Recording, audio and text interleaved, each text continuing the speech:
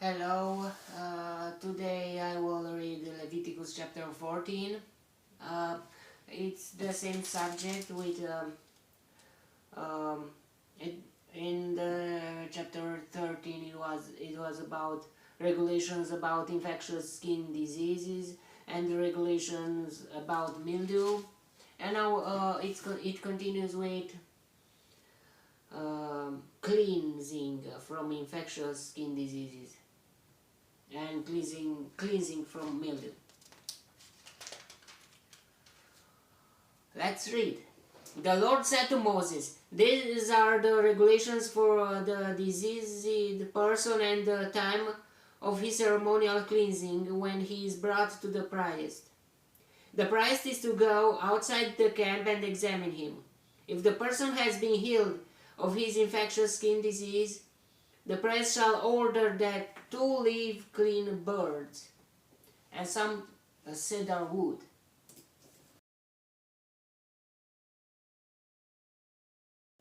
So a recipe for cleansing, for cleaning,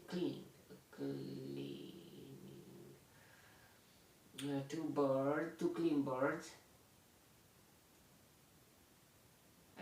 I think birds that are comestible,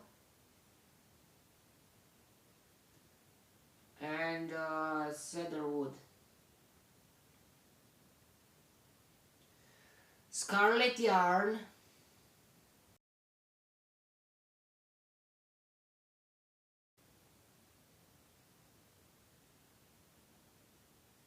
and hyssop.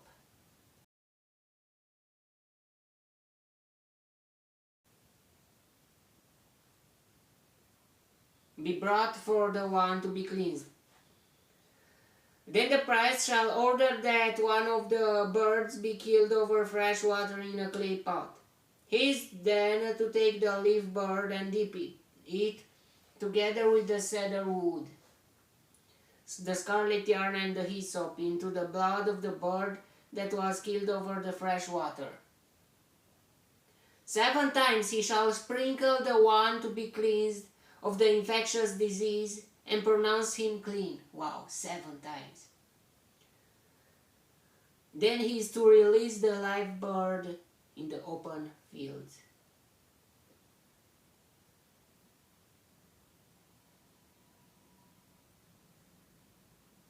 One bird will be alive, but with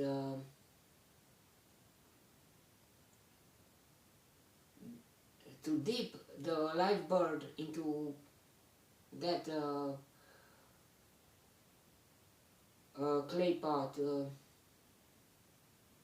fresh water in a clay pot, and with the blood of the other bird or something like that. Very not so nice to see.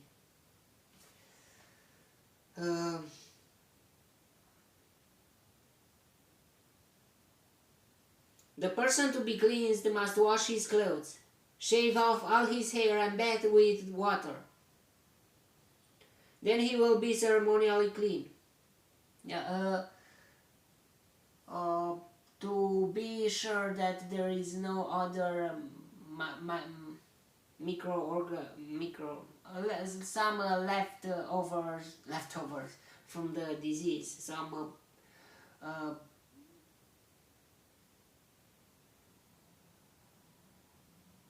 molecules or something that I don't know. After this he may come into the camp, but he must stay outside his tent for 7 days.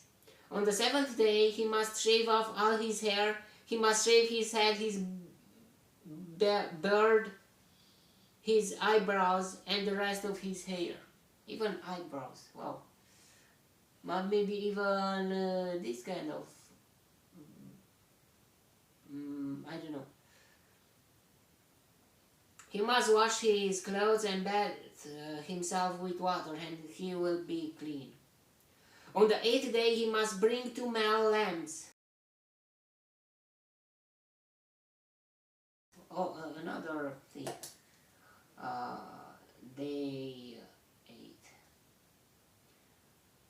2 male lambs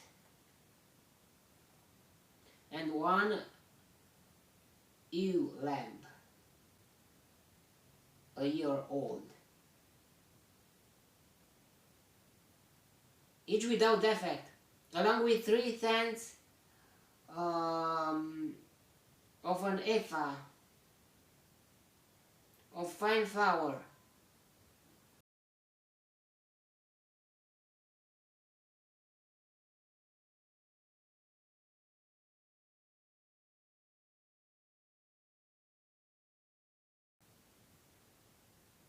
mixed with oil,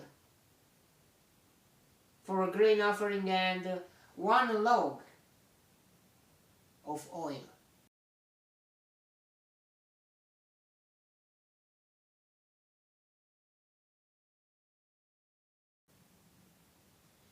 The priest who pronounces him clean shall present both the one to be cleansed and his offerings before the Lord and the entrance to the tent of meeting. Then the priest is to take one of the male lambs and offer it as a guilt offering, along with a log of oil. He shall wave them before the Lord and the wave offering. He is to slaughter the lamb in the holy place, where the sin offering and the burnt offering are slaughtered. Very interesting. Like the sin offering, the guilt offerings belongs to the priest. It is most holy. The priest is to take some of the blood of the guilt offering and pat it on the lobe of the right ear, on the one to be cleansed, on the thumb of his right hand, and on the big toe of his right foot. The priest shall then take some of the log of oil, pour it in the lamp of his own left hand, dip his right forefinger into the oil in his palm, and with his finger sprinkle some of it before the Lord 7 times. The priest is to pat some of the oil remaining in his palm on the lobe of the right ear of the one to be cleansed, on the thumb of his right hand, and on the big toe of his right foot, on top of the blood of the guilt offering. The rest of the oil in his palm the priest shall pat on the head of the one to be cleansed, and make atonement for him before the Lord. Then the priest is to sacrifice the sin offering and make atonement for the one to be cleansed for his uncleanness. After that, guilt offering, and after that the sin offering. After that, the priest shall slaughter the burnt offering and offer it on the altar. The third is a burnt offering, guilt offering, sin offering, and then burnt offering. And offer it on the altar, together with the grain offering, and make atonement for him, and he will be clean. If, however, he is poor and cannot afford this, he must take 1 lamb as a guilt offering. So 1 lamb for poor.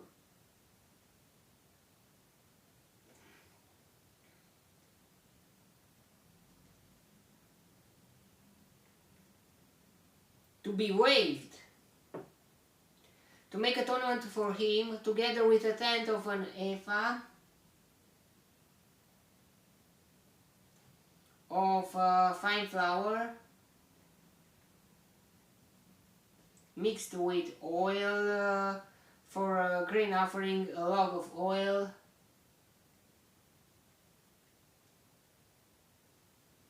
and 2 doves, or 2 young pigeons, which he can afford, one for a sin offering and the other for a burnt offering. On the 8th day he must bring them for his cleansing to the priest at the entrance to the tent of meeting before the Lord. The priest is to take the lamb for the guilt offering, together with the log of oil, and wave them before the Lord as a wave offering. He shall slaughter the lamb for the guilt offering, and take some of its blood and pat it on the lobe of the right ear of the one to be cleansed, on the thumb of his right hand, and on the big toe of his right foot. The priest is to pour some of the oil into the palm of his own left hand, and with his right forefinger sprinkle some of the oil from his palm 7 times before the Lord. Wow.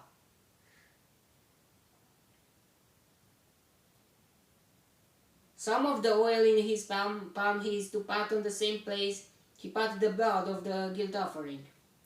On the lobe of the right ear, on the one of the one to be cleansed, on the thumb of his right hand, and on the big toe of his right foot. The rest of the oil in his palm the priest shall pat on the head of the one to be cleansed, to make atonement for him before the Lord. Then he shall sacrifice the doves or the young pigeons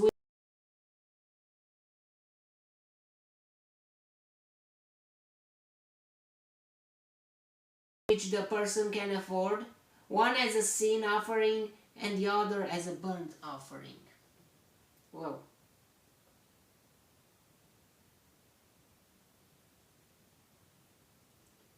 In the first part it was about those two birds, one to be killed and one to be, those two clean birds. I don't know, it doesn't say doves or pigeons, maybe different birds, but to be clean birds.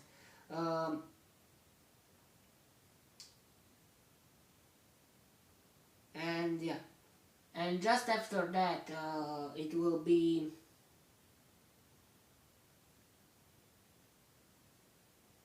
those guilt offering and sin offering. Here guilt offering and sin offering for a poor man, it's cheaper.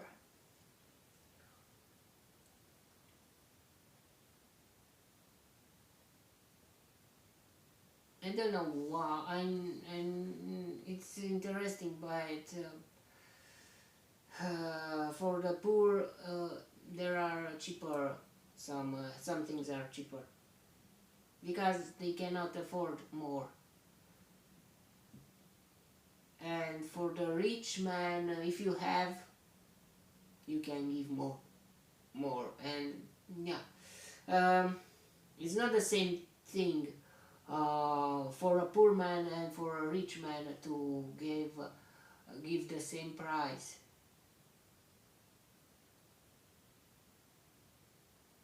And the price to give the same payment, because for a poor man that what he have, it means more than for a rich man. But it's something interesting here. Okay, the rest of the oil on his in his palm the priest shall pat on the head of the one to be cleansed, to make atonement for him before the Lord. Then he shall sacrifice the doves of the young pigeons, which the person can afford, one as a sin offering and the other as a burnt offering, together with the grain offering. In this way the priest will make atonement before the Lord on behalf of the one to be cleansed. These are the regulations for anyone who has an infectious skin disease and who cannot afford the regular offerings for his cleansing. Okay,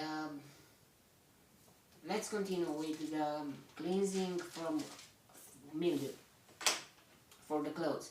The Lord said to Moses and Aaron, when you enter the land of Canaan, which I am giving you as your possession, and I pat a spreading mildew in a house in that land, the owner of the house must go and tell the priest, I have seen something that looks like a mildew in my house. The priest is to order the house to be emptied before he goes in to examine the mildew, so that nothing in the house will be pronounced unclean. After this, the priest is to go in and inspect the house. He is to examine the mildew on the walls, and if it has greenish or reddish depressions that appear to be deeper than the surface of the wall, the priest shall go out the doorway of the house and close it up for 7 days. On the 7th day, the priest shall return to inspect the house. If the mildew has spread on the walls, he is to order that the contaminated stones be torn out and thrown into an unclean place outside the town. He must have all the inside walls of the house scraped and the material that is scraped off dumped into an unclean place outside the town. Then they are to take other stones to replace these and take new clay and plaster the house. Yeah, I thought it was about mildew for clothes, but it's for house, for the walls, and yeah. If the mildew reappears in the house after the stones have been torn out and the house scraped and plastered, the priest is to go and examine it, and if the mildew has spread in the house, it is a destructive mildew. The house is unclean. It must be torn down, its stones, timbers, and all the plaster, and taken out of the town to an unclean place. Wow. If you had problems with mildew in the house could be demolished, or yeah. But this is a very nice, very important. I mean, they put importance on cleaning, on avoid diseases, and it is very smart. God give instructions and laws for. It's not just laws. There are smart things to do. Anyone who goes into the house while it is closed up will be unclean till evening. Anyone who sleeps or eats in the house must wash his clothes. But if the priest comes to examine it and the mildew has not spread after the house has been plastered, he shall pronounce the house clean, because the mildew is gone. To purify the house, he is to take 2 birds and some cedar wood, scarlet yarn, and hyssop. He shall kill one of the birds over fresh water in a clay pot. Then he is to take the cedar wood, the hyssop, the scarlet yarn, and the live bird, dip them into the blood of the dead bird and the fresh water, and sprinkle the house 7 times. He shall purify the house with the bird's blood, the fresh water, the live bird, the cedar wood, the hyssop, and the scarlet yarn. Then he is to release the live bird in the open fields outside the town. In this way he will make atonement for the house, and it will be clean.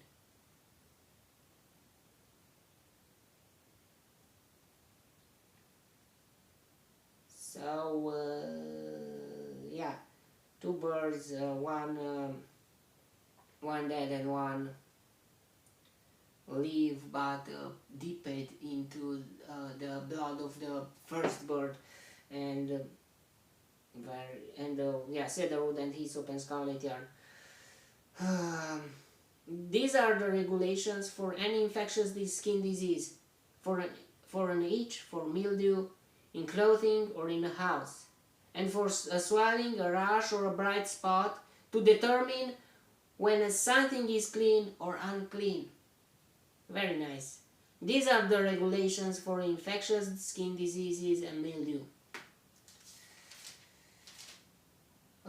So we see that God laws are not just laws for moral things, but for hygienic things too, for cleaning, for relationship between the people, between them and God, and the things for personal. I mean, yeah, the even the what you eat, how to avoid diseases, and very interesting, because God's plan is not just something, just spiritual things. No, God made all the things, and we must redirect everything, or recognize the God in everything. Yeah, some of the things were being distracted, has been distracted by the sin or by the other stuff, but it's the same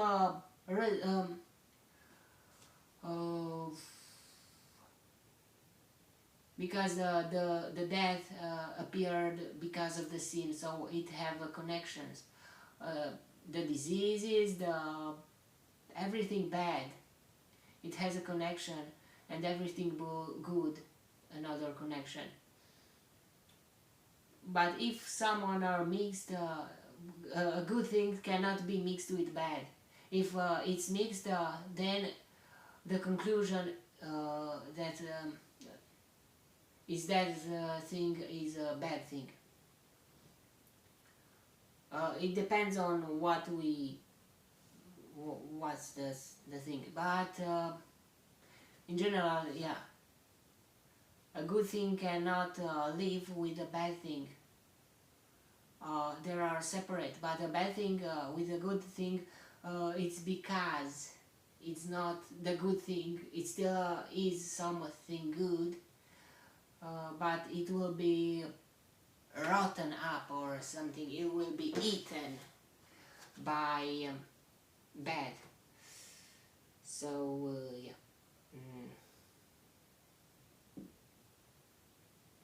In time, or something is, yeah, not okay with those object or subject or something. There was a chapter. May the God bless me, protect me, and delight me in the next chapter too, and if he wants, you'll see me there too.